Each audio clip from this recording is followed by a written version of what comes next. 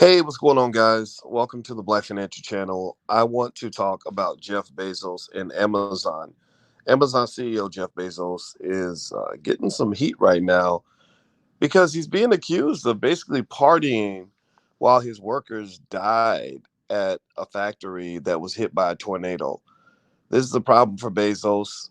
I think it could get ugly. So, we're going to break some of this down and talk about Jeff Bezos, talk about Amazon, talk about workers' rights and what we should all think about this. So buckle up, seatbelt, get comfortable. We're going to get started on the Black Financial Channel right now.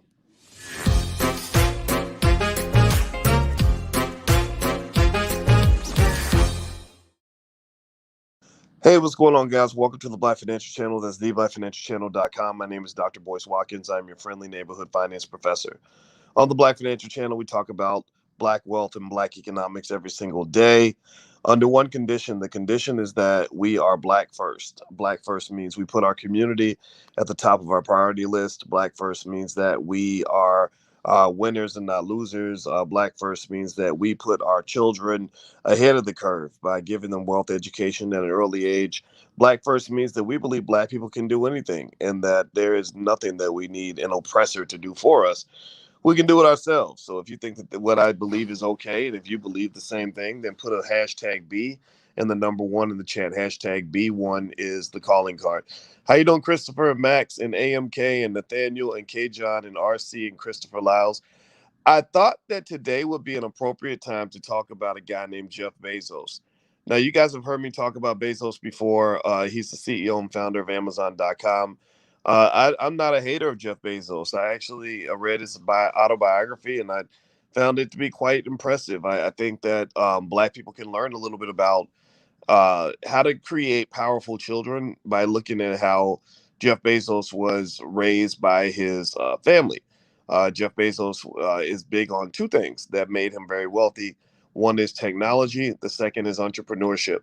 One without the other probably would not have worked. Technology and entrepreneurship. So, our son is now a freshman in college and he's studying engineering, and his minor is entrepreneurship. And I said, man, if you learn technology and systems and you also know how to scale it through entrepreneurship and ownership, you will probably be a multimillionaire and may even get a chance to be a billionaire.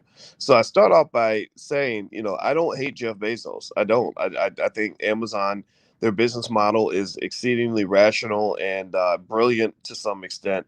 But then again, sometimes there's a place where you got to draw the line. There's a point where you got to kind of talk about what you need to talk about. And one of the issues that Bezos is having right now is that there was this terrible tornado that happened. Give me a yes or no if you heard about the tornado that hit the Amazon facility. It was in Illinois, but let me just tell you, it wasn't just Illinois. It also hit my state of Kentucky.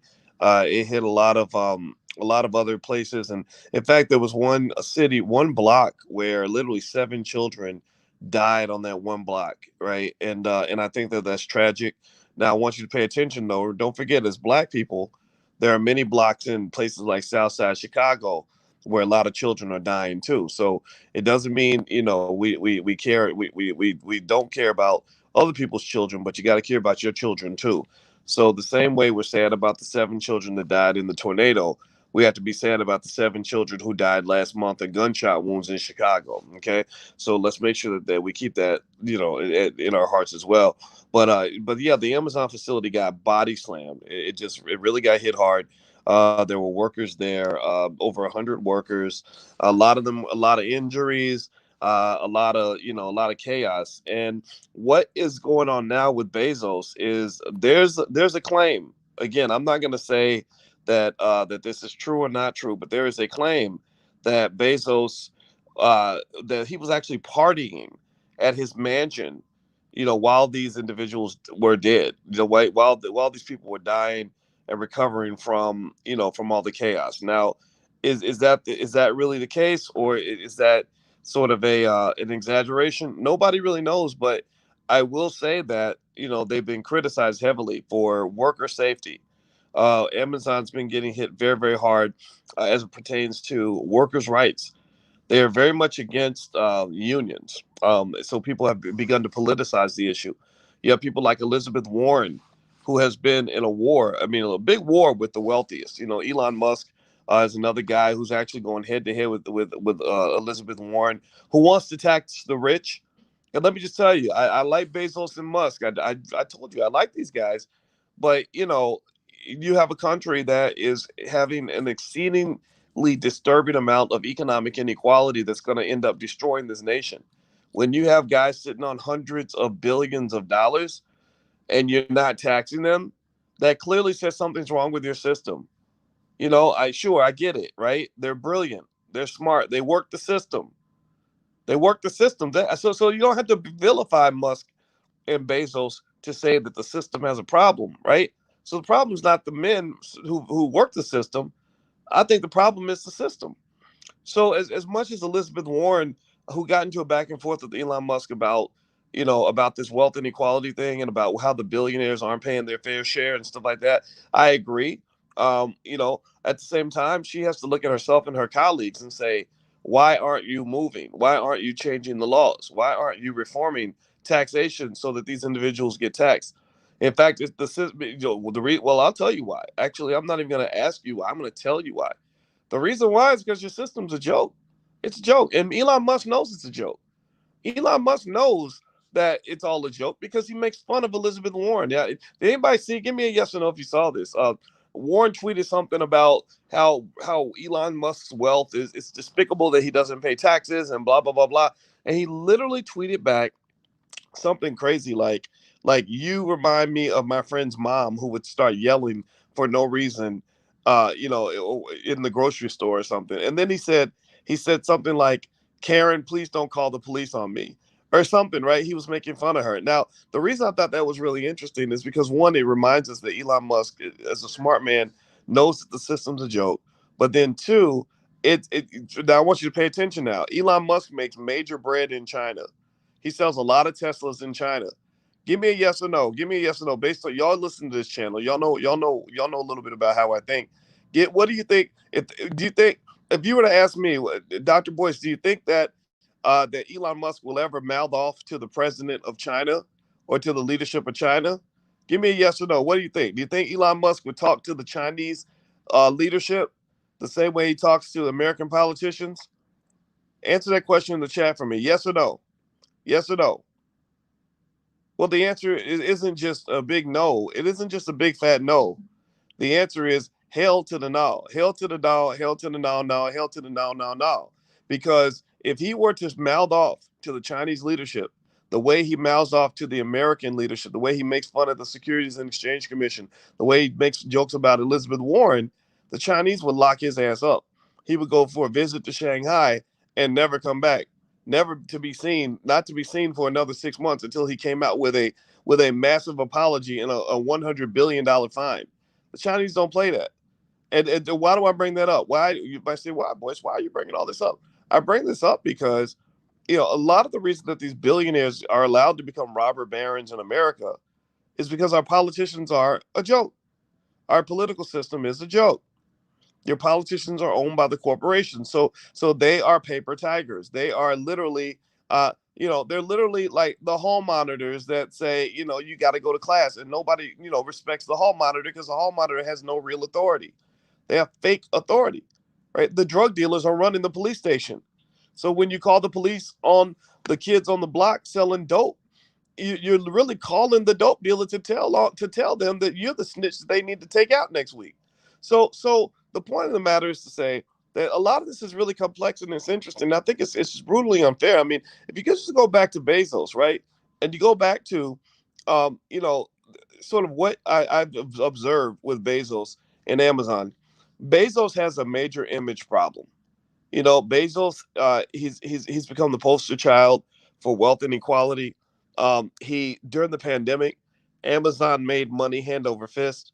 When a lot of people were suffering economically, you saw his wealth rise by hundreds of billions of dollars. It takes a lifetime to even imagine making $1 billion. This man made several $100 billion. He was literally making about, I want to say it was some ridiculous amount of money, like $50 million a day or something, but it might have been, it was probably more than that actually. I want to say over $100 million a day, but that number just sounds so outrageous that I almost think it's weird to even say this out loud, right? Maybe I got to go back and do the math again to to make sure to see what what $100 billion is divided by 365. Let me pull out my calculator. Hit the thumbs up button and let me know. Give me a yes if you can still hear me. Give me a yes if you can still hear me. So 100 divided by 365 is 0.27. So what is 0.27 of 100 billion of a billion? So it's about 200, about a quarter of $1 billion a day. That's crazy. That's crazy. No human being should be making that much money. Nobody should be making that much money. So what you're really seeing here with Bezos is I see a lot of strategy with him. He's very logical. He's very intelligent. He built Amazon into a massive company because he's a very smart guy. And I see a lot of your children who are good with computers and stuff like that. And I want to encourage you not to just train them to go and work for white people as engineers. I want you to train them to become entrepreneurs so they can take their engineering ability and scale it. When I got my PhD in finance, the people that were best at finance were the engineers. When we were in class with the engineers always knew how to do the math homework. So when you have your children who are really good with math and science and all that, don't just train them to be good employees. Give them that option. Sure, there's no shame in being an employee, but there is a problem being an employee when you could have been a boss. There is a problem with getting one job when you could have went out and created 1,000 jobs for your people. There is a shame in realizing that you're making 120,000 a year when you could have been making $12 million a year. So I want your kids to reach their potential. So while I critique Bezos, and you know me, I give an honest reflection. So sometimes I confuse people. Small-minded people get confused when they come on this channel because they think that I'm a hater. They either think I'm a hater or a lover of things, and I'm not a hater or a lover. I am a what I believe an objective evaluator. And so with Bezos, what I see is good and bad, shades of gray. The man is brilliant. The man is great. The man's extraordinary. Everybody that criticizes him should understand you had the same opportunity he had to go out here and start a company just like he did and to struggle and grind and make no money for many years like he did. And if you go back and you look at early pictures of Amazon, if you look at what Amazon looked like back in the day, a lot of y'all, got these cushy jobs and y'all wouldn't have wanted to go through what Bezos was going through when he started Amazon. You wouldn't have because he was losing money. He was in a raggedy little office and he wasn't lit. He didn't look like a rapper. He didn't have gold chains and women everywhere. He was grinding. He was grinding. And so ultimately, I want to just give a shout out also to the grinders out here. Those of you that have those little small raggedy businesses that people are making fun of. Relatives will be like, so how's your little business going? How's that little business going that you got? Right. And then you just respond politely. You say, I don't know. Well, how's your little job? How's that little job you got? Hey, is your daddy still doing good? The daddy you work for, is your daddy all right? Right. Seriously. So a lot of y'all got those quote unquote little businesses that are looking raggedy as hell. And I just want you to understand that it's hard to look more raggedy than Bezos looked when he first got started with Amazon. And in fact, here's you have some old pictures of Amazon where it was. I mean, you talk about picture on the wall flips me out because I have a black business school flag on my wall, and it's nice and it's fancy and it's official looking. He literally spray painted Amazon.com on the wall and said, "This is my company." That's what it takes to believe in your vision. That's what it takes to create something. So more specifically, let's dig a little deeper into Bezos in terms of what's going on right now, what's going on with labor rights, and where I see this going. So one thing that's interesting about Bezos is I think that he always understood a really important thing about building wealth. The world hates clever people. The world just hates clever people. Even if you do things ethically and you do things as honestly as you can, which I'm not going to assume Bezos did or did not do that, but people are still going to be mad at you because because you did well, because you figured it out. You gamed the system. You figured out a way to get something out of it that other people can't. Right. So ultimately, but just by being rich, just by being successful, that's going to give you haters. Period. Right. So with Bezos, I think he understood this because he's always worked hard to try to control his image. If you notice, he also owns the Washington Post. I believe he bought the Washington Post and then after he bought the Washington Post, he bought this big mansion right in Capitol Hill. And I believe that the reason he bought the Washington Post and also bought this big mansion right near Capitol Hill is because he wanted to protect his image from the inevitable reality that people would eventually vilify him for having so much wealth. Now, one of the things that is problematic though is that he's being called out right now for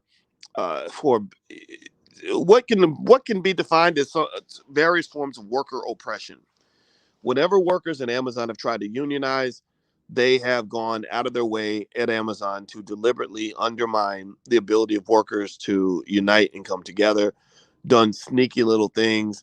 Like my wife told me a story about how they had some union folks that were talking to the Amazon workers on their way into work when they would stop at this stoplight. So Amazon, from what they claim, they allegedly had the stoplight taken out so that the workers wouldn't stop anymore to talk to the union workers. Or they would spy on the workers. That's been another allegation that they'll spy on the workers to make sure they can't unionize. And this is a problem, right?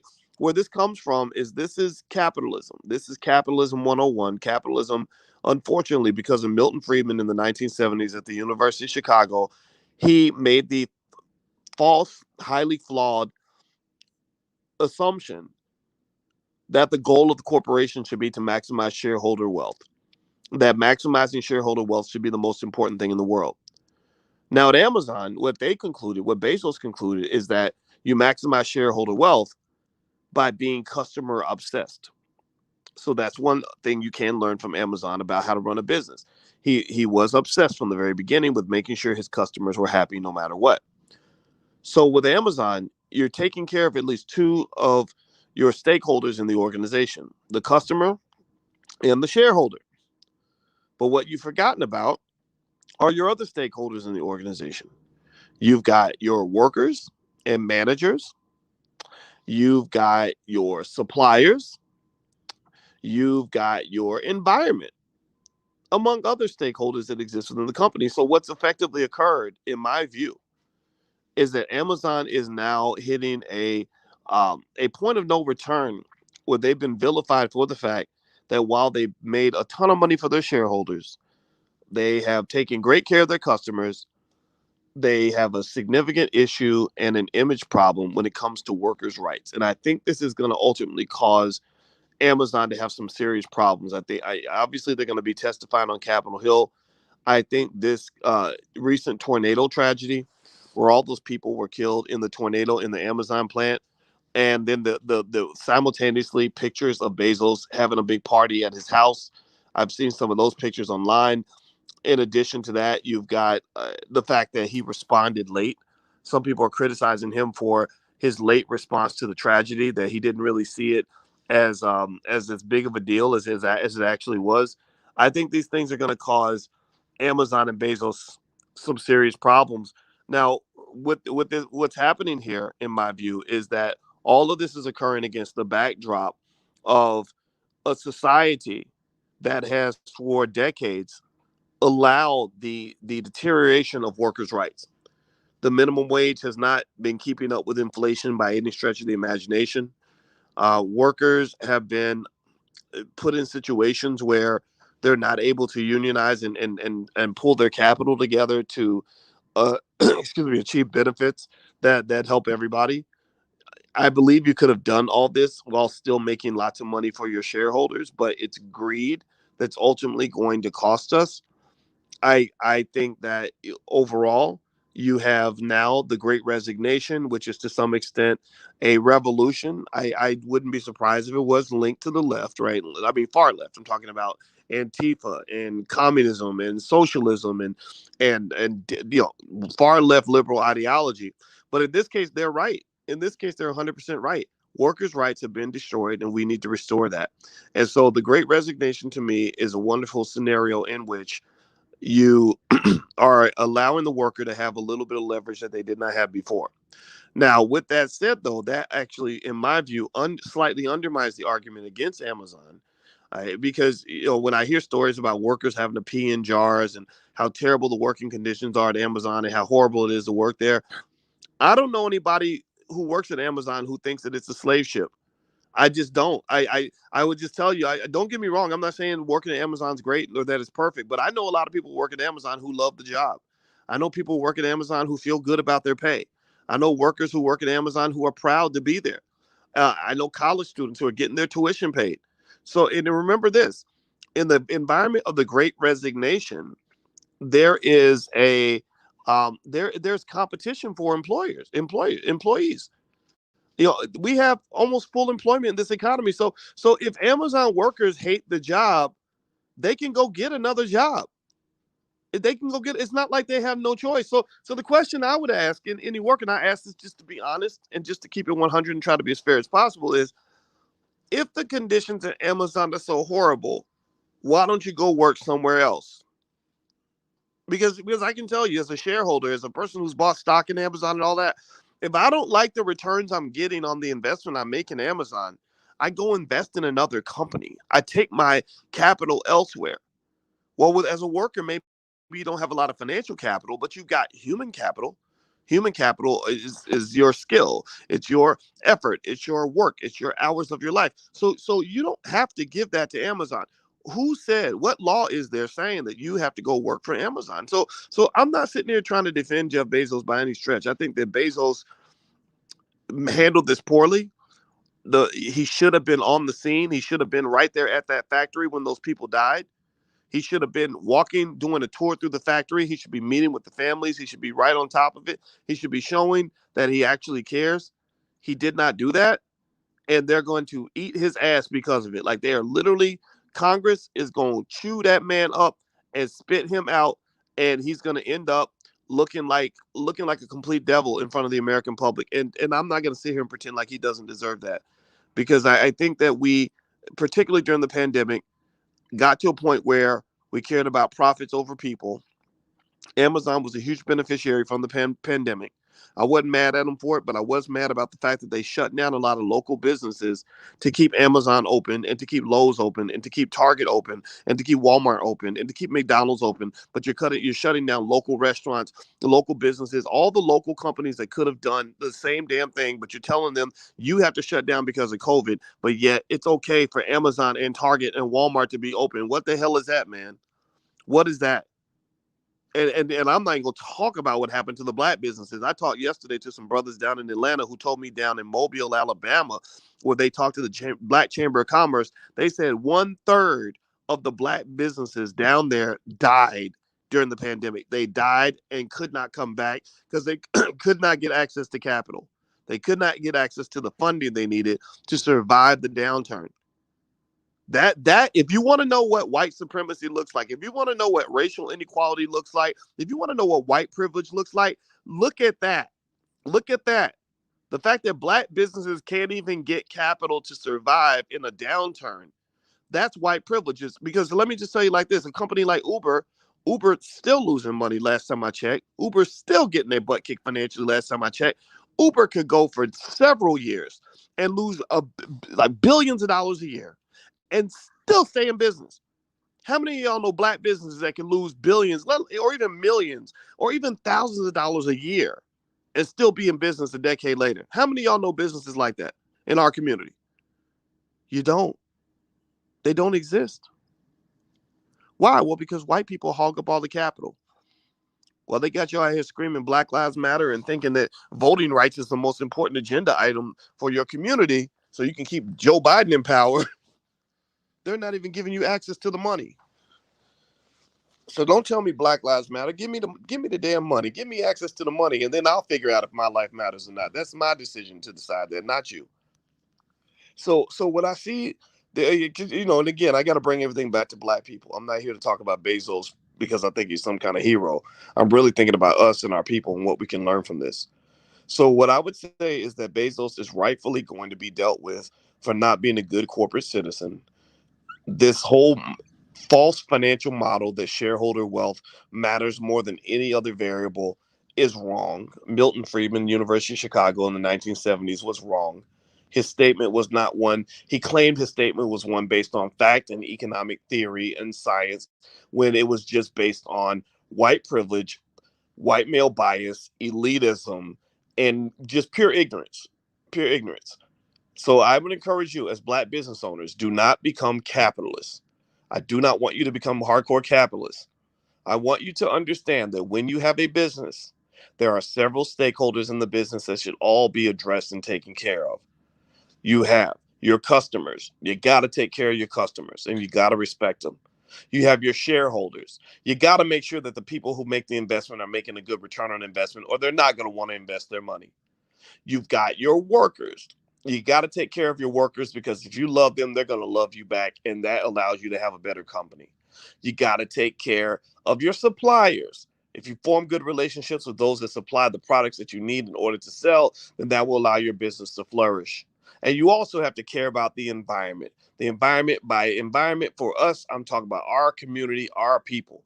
When you got it like that, yes, you do go make the donations and sponsor the local softball team. Yes, you do go and try to see if you can chip in on a scholarship for a young kid. Yes, you do go out here and help build independent Black-owned schools so we can educate our own. You go out here and make yourself into a good citizen in the community, so you're not just some rich asshole who doesn't care about anything other than other rich people. That's you don't want it. So while I say that I want your kids to be like Bezos, I'm really saying I don't want your kids to be like Bezos, because Bezos is not bad. He's impressive in a lot of ways. Super smart. Built an amazing company. I love when billionaires want to do crazy things like help humans live forever and go to Mars. I think that's the coolest stuff in the world. I really do. I'm super excited about that. Very good on that level. But when it comes to ethics, whoever told us, Gordon Gekko told you in the movie Wall Street back in the 1980s, he gave a famous speech where he said greed is good. Well, let me just tell you, just because a white man said it don't make it true. Just because a white man said it doesn't mean it's true. Greed is not good. And this is where I tell you guys, like, look, you can learn. I want you to learn everything you can learn from what you see in this society. I want you to learn from everybody, because there's lessons from everyone. White people are good at some things. You should pay attention to that. But one thing I don't believe that they're very good at is ethics and morals. I think we got the monopoly on that. I believe that in our community we operate at a little bit of more of an ethical position than other communities. And so Gordon Gekko, there's a picture of him from the movie Wall Street. He gave a great famous speech called Greed is Good, and the white boys all ate it up. They thought it was the best speech ever. And that justified 30, 40 years of continuous corporate greed that was sanctioned by the US government in the form of allowing rich people to get away without paying taxes while the rest of the country suffered, creating a massive wealth gap that is going to cripple America for centuries. I do not want you to embrace that ideology. I want you to learn from them in terms of building business, but do not learn from them when it comes to ethics and morals, because all of this is dead flat out wrong. So that's my 2 cents on the issue. Thank you for listening. Please feel free to follow Financial Juneteenth on Instagram. That's an Instagram page I have as a backup, because I think that my Boyce Watkins page got shadow banned because I talk about a lot of Black stuff, and they it's their platform, so they don't really like that stuff too much. So feel free to follow at Financial Juneteenth, and also if you want to learn more about my stock market investing class, and also we're doing the Dr. Boyce book club tomorrow, where we're reading Black Labor, White Wealth by Dr. Claude Anderson. You can go to boycewatkins.com to join the book club or join class or whatever it is that you want to do. I can help you. I have my PhDs in finance. That's what I do. But I also collaborate with dozens and dozens and dozens of experts from your community who have done billions of dollars in transactions, who are experts in their field. And I believe our people should be teaching our people. Our people should be teaching our people. I don't like the idea of a Black kid going $200,000 in debt to learn from people who are not Black, who don't even want them at the campus in the first place. Feel free to check out the Black Business School. We got you. We got you 100%. So take care, guys. Love you. God bless you. Please hit the thumbs up button on your way out. If you could, subscribe, all that good stuff. I will check in with you guys again soon. And I'll keep you posted on what's going on with Amazon as well. Talk to you later. Love you. Peace.